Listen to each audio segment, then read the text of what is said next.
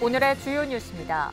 익산시가 정부의 교부금 감소 등으로 내년 예산 운영이 어려울 것으로 보이지만 다이로운 발행만큼은 현행대로 유지하기로 했습니다.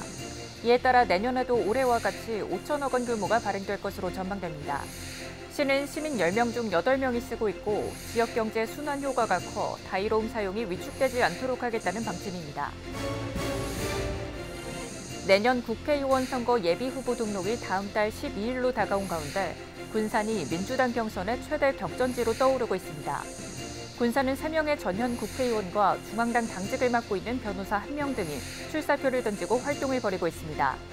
이들은 출마 선언과 출판 기념회 등을 열며 얼굴 알리기를 본격화하고 있습니다. 여러분 안녕하십니까? 11월 15일 수요일 종합뉴스입니다. 익산시가 정부의 교부금 감소 등으로 내년 예산 운용이 빠듯해질 것으로 예상되지만 다이로움 발행만큼은 현행대로 유지하기로 했습니다. 시민 10명 중 8명이 쓰고 있고 지역경제 순환 효과가 충분해 다이로움 사용이 위축되지 않도록 하겠다는 방침입니다. 최정호 기자입니다. 이달 현재 익산 다이로움 발행액은 4,700억 원. 이 상태라면 연말까지 5천억 원은 훌쩍 넘어설 것으로 예상되고 있습니다. 올해 투입된 국비는 작년 98억 원보다 70%가 줄어든 38억 7천만 원.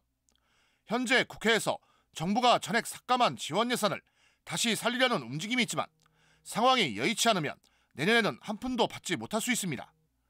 이런 가운데 익산시는 내년 다이로움 발행 규모를 국비 지원 여부와 상관없이 현행대로 유지하기로 했습니다. 익산 시민 81%가 사용할 만큼 대표적인 결제 수단으로 정착했고 지역경제 순환 효과가 있어 위축시킬 수 없다고 판단했습니다. 국비 지원 여부에 상관없이 그대로 가요. 우리 입장에서는 시민들한테 주고 싶죠, 우리는. 관건은 익산시가 부담해야 할 예산입니다. 당초 올해 책정된 지역화폐 관련 예산은 700억 원. 내년은 지방교부금 축소 등으로 세수에 비상이 걸려 이 같은 예산 투입은 익산시도 녹록지 않은 상황입니다. 하지만 정부가 올 하반기부터 인센티브를 10% 이하로 제한하면서 오히려 익산시의 지역화폐 운용에 숨통이 열렸습니다.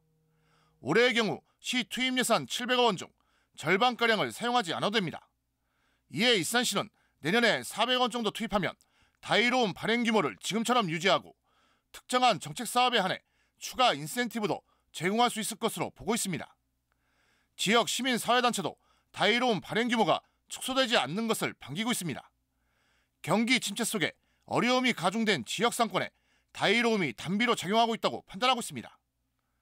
어쨌든 지역화폐 같은 경우는 지역 상권에 많은 영향을 주고 있잖아요. 특히 소상공인한테는 굉장히 단비와 같은 건데 이 부분을 이렇게 줄일 수는 없다고 보고 있고요. 익산시가 이렇게 불효불급한 이런 예산들 같은 경우는 반드시 살리기 위한 노력을 해야 될 것 같고. 발행 첫 해 3,500억 원어치가 쓰인 이후 이제는 5천억 원 이상으로 규모가 커진 익산 다이로움. 내년에도 올해와 같은 수준의 다이로움 발행이 이어질 전망입니다. KCN 최정호입니다. 도내 쌀 생산량 감소폭이 전국에서 가장 컸습니다. 통계청이 발표한 전국 쌀 생산량 조사 결과를 보면 올해 도내 쌀 생산량은 58만 2천 톤입니다. 이는 지난해보다 4만 톤, 6.3%가 줄어든 것으로 전국에서 가장 감소폭이 컸습니다. 올해 도내 벼 재배 면적은 10만 7천 헥타르로 지난해보다 5.6%, 7천 헥타르가 감소했습니다. 군산 성산면에 들어서기로 했던 목재칩 공장을 둘러싼 업체와 주민 간 갈등이 해소될 전망입니다. 군산시와 해당 업체, 주민들은 어제 군산시청에서 열린 국민권익위원회 현장회의에 참석해 최종 조정안에 합의했습니다. 조정안은 군산시가 내년 10월 중순까지 업체의 부지와 건물을 사들인다는 내용이 담겼으며 군산시는 정부 공모를 통해 재원을 마련할 예정입니다. 한편 성산면 상곡리 일대 주민들은 벽돌공장 운영업체가 목재칩 생산을 위해 업종 변경을 신청하자 환경오염이 우려된다며 반발해왔습니다. 군산시가 수산물센터에 이어 전통시장 3곳에서도 온누리 상품권 환급 행사를 시행합니다. 군산수산물종합센터는 지난 9월 해양수산부로부터 온누리 상품권 환급 행사 시범시장으로 선정돼 오는 19일까지 시행합니다. 신영시장은 오는 20일부터 26일까지, 공설시장은 27일부터 12월 2일까지, 역전 종합시장은 12월 4일부터 10일까지 환급 행사가 이뤄질 전망입니다. 환급은 국내산 수산물 구매 영수증을 가져오면 구매액의 최대 40%까지 온누리 상품권으로 돌려줍니다. 군산시가 결혼 부부에게 100만 원의 결혼 축하금 지원을 추진합니다. 군산시는 청년 세대 이탈 방지와 결혼 친화적 분위기 조성을 위해 부부 중 한 사람이 초혼인 만 19세에서 49세 이하 신혼부부에게 100만 원을 지급할 예정입니다. 축하금 지원 시기는 전북도와 보건복지부 사회보장제도 신설협의, 조례 개정 등의 절차를 거쳐 내년 상반기에 시행될 전망입니다. 시는 지난해 군산 혼인 건수 817건을 고려해 첫 해 1000명을 목표로 10억 원을 확보한다는 방침입니다. 강임준 군산시장이 국회를 찾아 새만금 SOC 예산 증액을 건의했습니다. 강 시장은 지난 7월에 이어 15일 서삼석 예결위원장의 국가예산 증액의 필요성을 피력했습니다. 연도 항로 대체 여객선 건조 사업의 경우 어청도 연도 항로 분리 후 연도행 여객선 이용객이 4배 이상 급증했으나 적기에 여객선이 건조되지 않으면 직항로가 다시 폐쇄된다는 점을 강조했습니다. 이와 함께 새만금 미래성장센터 건립 등 주요 현안 사업에 대해서도 예산 반영을 요청했습니다. 김관영 지사가 민주당 홍익표 원내대표를 만나 전북특별자치도 특별법 연내 통과를 건의했습니다. 김관영 지사와 국주영은 도의회 의장은 어제 민주당 홍익표 원내대표를 만나 전북특별법의 조속한 입법 추진을 요청했습니다. 또 전북특별법 통과를 염원하는 범도민 111만 명의 서명이 담긴 서명부를 전달했습니다. 한편 232개 조문을 담은 전북특별법 개정안은 국회 행정안전위원회 전체 회의와 공청회, 상임위 심사, 본회의 의결을 거쳐야 합니다. 원광대가 의대 정원 증원을 희망했습니다. 정부는 지난 10일까지 전국 40개 의대의 증원 수요를 조사했습니다. 원광대는 현재 93명의 의대 정원을 150명까지 늘릴 수 있다는 의견을 복지부에 전달한 것으로 알려졌습니다. 한편 정부는 의학교육점검반을 통해 현장 조사 등을 거쳐 의대 증원 규모를 결정할 예정입니다. 에코융합 섬유연구원이 방만하게 운영되고 있다는 지적이 나오고 있습니다. 김대중 도의원은 전라북도 행정사무감사를 통해 에코융합 섬유연구원이 지난 2014년 40억 원을 들여 낡은 공장을 사들인 뒤 추가로 42억 원을 들여 섬유 패션 전시장과 입주 공간으로 만들었지만 제대로 활용되지 못하고 방치되고 있다고 밝혔습니다. 이어 6억 6천여만 원을 들여 교육자재로 사들인 재봉틀 100대도 지금은 흉물로 남는 등 혈세가 낭비되고 있다고 지적했습니다. 새만금 잼버리 대회 개최를 위해 건립한 글로벌 리더센터의 활용 방안을 신중하게 모색해야 한다는 지적이 나왔습니다. 김정수 도의원은 어제 행정사무감사에서 잼버리 대회가 끝난 후 진행한 글로벌 리더센터 활용 방안 용역이 부실하다고 지적했습니다. 김 의원은 용역 결과에 글로컬 청소년 리더 교육 모델이 담겼지만 도내 다른 청소년 시설과 차별성을 느끼지 못했다고 설명했습니다. 그러면서 애물단지로 전락하지 않기 위해서는 즐기고 체험하는 청소년 시설로 거듭날 수 있도록 신중한 활용 방안을 모색해야 한다고 강조했습니다. 내년 국회의원 선거 예비후보 등록이 다음 달 12일로 다가온 가운데 총선 주자들의 행보가 빨라지고 있습니다. 군산은 4명이 출사표를 던져 도내에서 최대 격전지로 꼽힙니다. 모형숙 기자입니다. 내년 총선에서 재선에 도전하는 신영대 국회의원. 일찌감치 재선 도전을 공식화하고 지난 9월 출판기념회를 기점으로 가장 먼저 기선 잡기에 나섰습니다. 지난 4일에는 정청래 민주당 수석 최고위원이 군산에서 총선 승리 전략 강연을 통해 신 의원에게 힘을 실었습니다. 현재 민주당 원내 부대표를 맡아 분주한 활동을 보이고 있으며 오는 20일 기자간담회를 열고 정책 대안을 제시할 예정입니다. 지역의 오래된 묵은 숙제를 좀 풀어보자 이런 생각이었거든요. 그래서 맨 처음 했던 게 어쩌면 현대중공업 재가동 문제, 그리고 전북대 병원, 그리고 군산간 서울간 준 KTX 열차를 빨리 배치하는 것, 그리고 새만금 산업단지, 우리 군산의 산업구조를 재편하는 것, 미래 산업으로 다시 재편하는 것, 이런 것들이 뭐 주요 관심사로 생각했고요. 대부분 성과가 났다고 생각하고 이제 서서히 윤곽이 드러내고 있습니다. 지난 4월 출마를 선언했던 김우경 국회의원도 보폭을 넓혀가고 있습니다.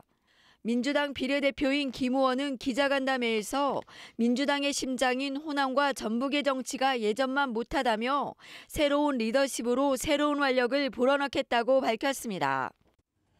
호남이 민주당의 중심을 잡아주지 못하고 있으니 민주당의 분열과 갈등이 그치질 않고 있습니다. 어찌 보면 윤석열 정부가 호남을 업신여기고 새만금 예산을 80% 가까이 대폭 삭감한 건 바로 이런 이유 때문이라고 생각이 듭니다. 저 김우겸이 폭주한 윤석열 정부에 브레이크를 걸겠습니다. 호남과 전북 정치에 새로운 활력을 불어넣겠습니다. 다음 달 9일 청년도시와 산업생태계 혁신, 기본소득 등 비전 등이 담긴 출판기념회를 준비하고 있습니다. 새롭게 얼굴을 알린 정치 신진들도 물밑 작업에 분주합니다. 인권 변호사로 알려진 전수미 변호사는 오는 25일 100만인의 대변인 출판기념회를 열고 시민들과 소통의 폭을 넓힙니다. 전 변호사는 출판기념회에서 어려움에 처한 군산을 새롭게 발전시킬 구상들을 밝힐 예정입니다. 보건의료 시스템은 저희가 노년층이나 청자년층, 영유아층 모든 전 연령에게 정말 절실한 과제가 아닐 수 없습니다. 제가 가지고 있는 모든 네트워크, 그다음에 능력을 최대한 활용해서 대학병원 의대 기관, 의료기관을 설치하는 게 제 첫 번째 목표이고요. 두 번째는 군산으로 사람들이 몰려올 수 있고 군산에 있어도 좋은 교육 시스템을 받을 수 있도록. 최입의 전 국회의원도 오는 25일 공정경제 만들기 출판기념회를 통해 시민들과 만납니다. 경제 전문가로 알려진 최 전 의원은 수송동에 정책 소통방을 열고 민심을 듣고 있습니다. 그 두 기업이 떠나면서 경제 직격탄을 맞았고 일자리도 사라지고 인구도 계속 줄어드는 상황입니다. 군산에 대한 경제와 정치에 대한 퇴보에 대해서 결국은 평가하면서 뭔가 바꿔야 된다라는 요구들이 굉장히 군산 시민들에게 많이 있다라는 그런 판단을 하게 됐습니다. 5개월 남짓 남은 내년 총선. 군산이 민주당의 격전지로 떠오르며 후보들의 행보도 치열해지고 있습니다. KCN 모영숙입니다. 내일 치러지는 수능에 익산과 군산에서는 18개 시험장이 운영됩니다.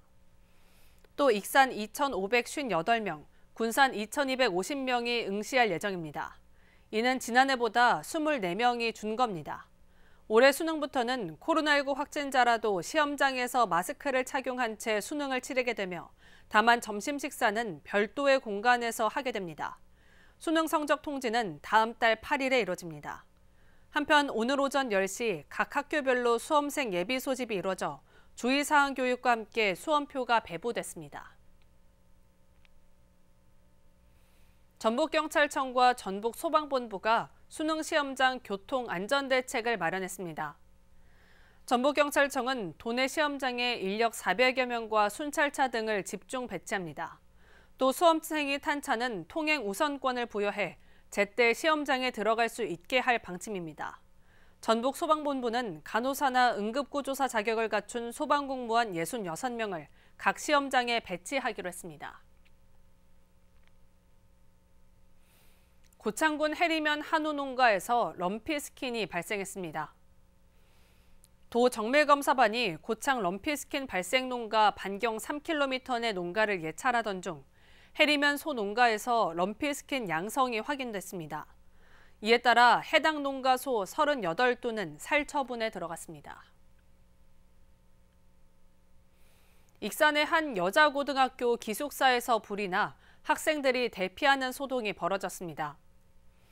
익산경찰서에 따르면 어젯밤 11시 반쯤 익산 인화동의 한 여자고등학교 기숙사에서 불이 나 4분 만에 꺼졌습니다. 이 불로 기숙사 3층 휴게실 내부 2제곱미터가 타고 학생 등 32명이 대피했습니다. 경찰은 정확한 화재 원인을 조사하고 있습니다. 가정 불화로 극단적인 선택을 하려 했던 40대 여성이 구조됐습니다. 익산경찰서에 따르면 지난 13일 송악동의 한 다세대 주택 4층에서 뛰어내리려 했던 40대 여성을 신고를 받고 출동한 경찰관이 신속하게 대응해 구조했습니다. 이 여성은 남편과 말다툼을 하다가 극단적인 선택을 시도했고 그 순간 남편이 붙잡아 베란다 난간에 매달려 있는 상태였습니다.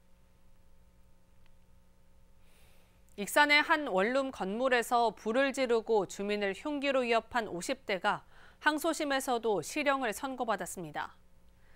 광주고법 전주재판부는 15일 현주 건조물 방화 등 혐의로 50대 A씨에 대한 항소심에서 징역 2년을 선고한 원심을 유지했다고 밝혔습니다.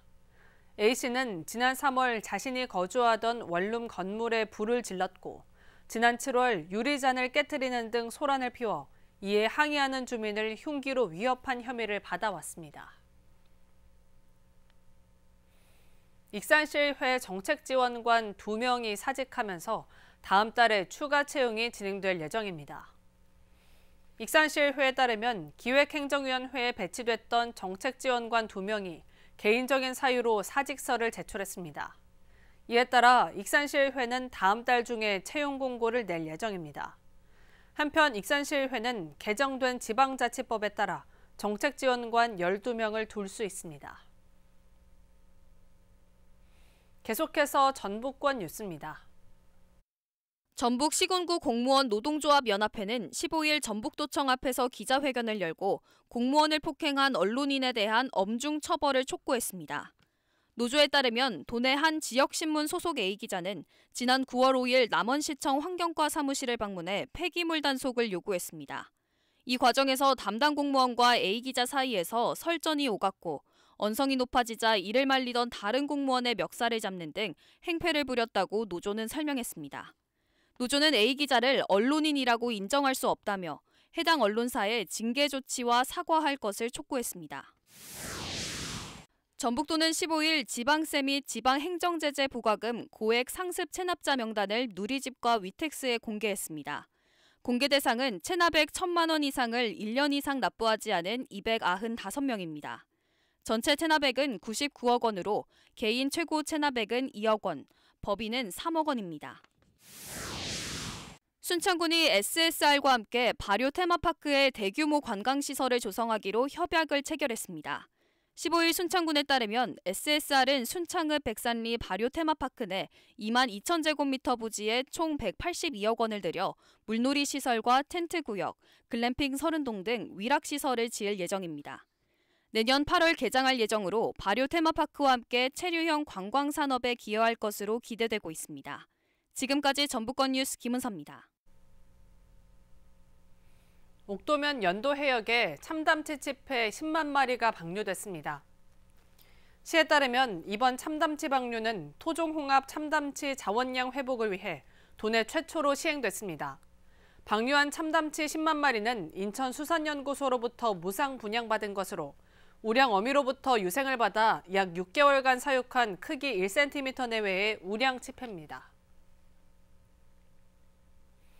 군산시의회 이연화 의원이 대표 발의한 군산시 시민고충처리위원회 설치 운영에 관한 조례안이 상임위원회에서 수정 가결됐습니다.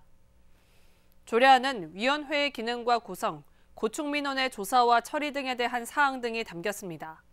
이 의원은 행정제도의 불합리나 소극적인 민원 처리로 발생하는 고충민원으로부터 시민의 권익 보호가 향상될 것으로 기대한다고 밝혔습니다. 이 조례안은 오는 27일 2차 본회의에서 최종 의결될 예정입니다. 군산 원광효도 요양병원이 국가보훈부의 보훈의료 위탁병원으로 지정돼 다음 달부터 진료를 봅니다. 보훈의료 위탁병원에서는 국가를 위해 공헌하거나 희생한 애국지사와 전공 상위군경, 고엽제 환자, 유가족이 진료를 받을 수 있습니다. 이 병원은 지난 7월 민간 병원으로는 처음으로 보건복지부 치매안심병원에 지정된 이후 노인 의료복지의 중심 역할을 맡고 있습니다. 군산 원광효도요양병원은 군산과 익산, 김제 정읍, 부안 고창 지역 요양병원 가운데 유일한 보훈의료 위탁병원입니다. 도내 학교 비정규직 직원들이 처우 개선이 이루어지지 않으면 파업에 들어갈 것이라고 예고했습니다. 학교 비정규직 연대회의는 오늘 도교육청 앞에서 기자회견을 열어 저임금과 노동환경 개선 등을 요구했습니다. 또 16일부터 시작되는 교섭에서 도교육청이 타결안을 제시하지 못할 경우 파업에 돌입할 수 있다고 경고했습니다. 한편 학교 비정규직 연대회의가 도내 조합원에게 쟁의 여부를 물은 결과 94.2%가 찬성했습니다. 사라져가는 하멸 농기 뺏기 놀이 전승 방안이 논의됩니다. 익산문화원은 오는 17일 문화원 공연장에서 전통문화 관계자 40여 명이 참여한 가운데 하멸 농기 뺏기 학술 토론회를 엽니다. 학술 토론회에서는 하멸 농기 뺏기의 현황과 역사적 의미를 주제로 보존 활용 방안이 발표되고 전승 방향에 대한 종합 토론이 진행됩니다. 한편 익산문화원은 지난해 하멸 농기 뺏기의 50년 전 시나리오를 복원해 재현했습니다. 익산시가 코레일 익산역과 지역관광 홍보를 위해 협력을 강화하고 있습니다. 시는 익산역 건물 벽면에 미륵사지, 원불교 총부, 숭림사 두동교회 등을 알리는 대형 5교회 광고를 게시했습니다. 또한 왕복기차 탑승권과 렌터카 최대 40% 할인, 기차 시티투어, 고스락 중식권 패키지, 전통시장 연계 패키지 등을 운영합니다. 이외에도 시는 코레일 여행센터와 시 홍보 동영상 노출 활성화, 시 관광 캐릭터 마룡 홍보 등을 위해 협의하고 있습니다. 다음은 우리 동네 소식입니다.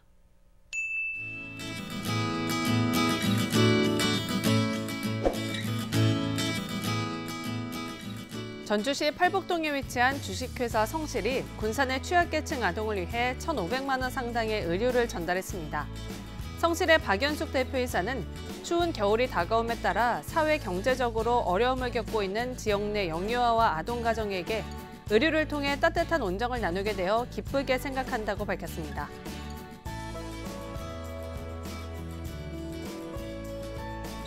익산 남중동 새마을부녀회가 겨울을 맞이해 홀몸 어르신 등 취약계층 69세대에게 사랑과 정성을 담은 김장김치 나눔 행사를 펼쳤습니다. 부녀회 회원 29명은 13일부터 16일까지 3일간 김장김치 300포기를 담아 지역 취약계층에게 직접 전달하며 어르신들의 안부를 살폈습니다.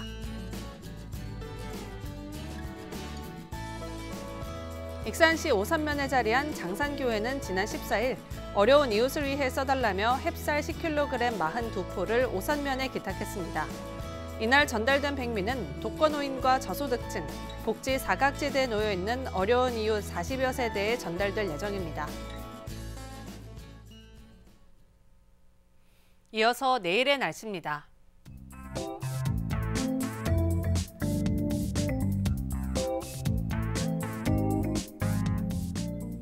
내일 전북은 흐리고 비가 오겠습니다.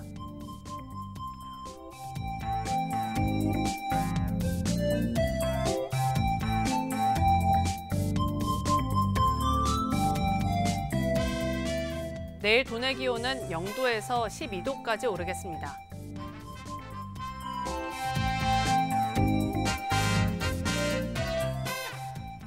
군산은 흐리고 비가 오는 가운데 10도까지 오르겠습니다.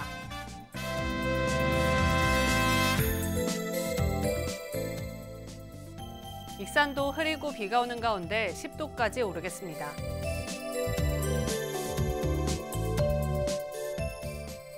바다의 물결은 서해남부 먼바다에서 최고 4m로 매우 높게 일겠으니 해상 안전에 각별히 유의하시기 바랍니다. 날씨였습니다.